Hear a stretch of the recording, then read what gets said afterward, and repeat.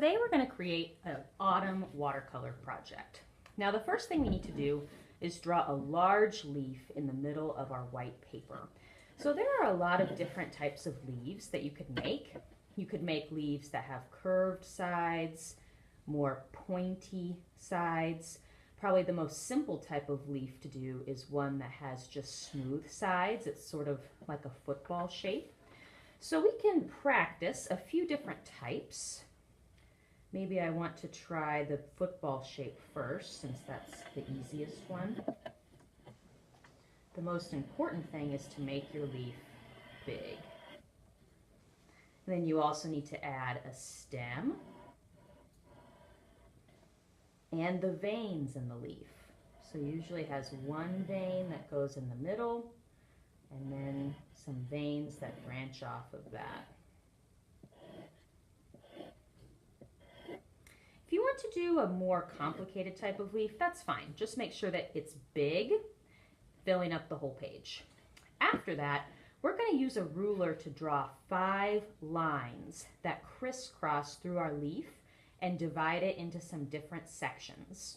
So you could do some vertical lines if you want, or you could do horizontal lines, or diagonal. So let's see, I have 1, 2, 3 lines so far. Here's line 4, and my 5th line, how about right up here?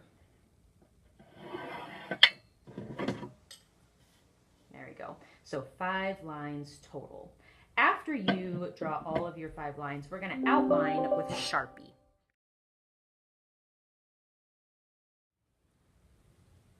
After a Sharpie outline, we're going to do some painting. Now, we're not going to use just any colors when we paint. We're going to be sticking to warm colors and cool colors.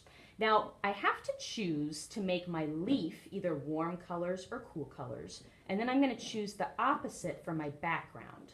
This is going to create contrast within my work and make my leaf pop out. Now, you might want to pick warm colors for your leaf, since this is sort of a fall project, but you don't have to. If you want to use cool colors for your leaf, that's totally fine. So I think I'm going to do a fall colored leaf with warm colors and then do cool colors for my background. So I'm just going to get out my watercolor supplies, and I'm going to put a little puddle of water into the color I want to use and tickle it very gently. Always being careful not to give my brush a bad hair day.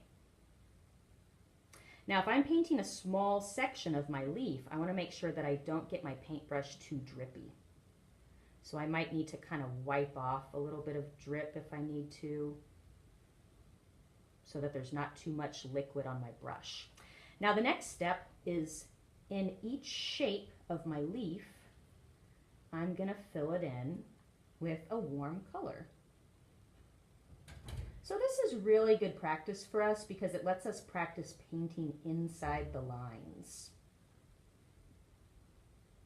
This is going to make us better at brush control. That means that you can get the paint to go where you want it to go.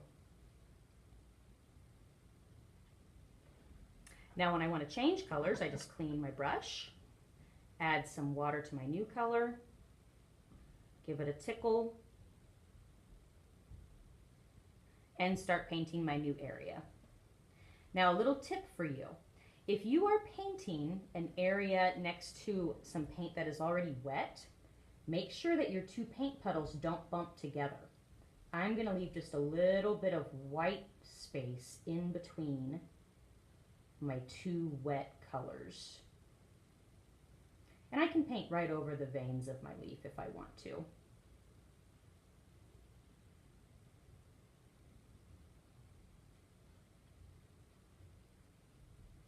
So in the middle, I can go a little more quickly, but when I get to the edge of my shape,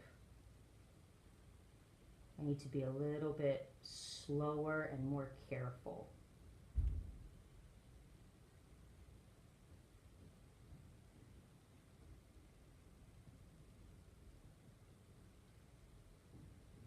And I'm always listening for my brush to make sure that it's not making any noise. If my brush is making noise, that means that either my brush is too dry or I'm pushing hard. If you're painting correctly, then your brush shouldn't make any noise at all.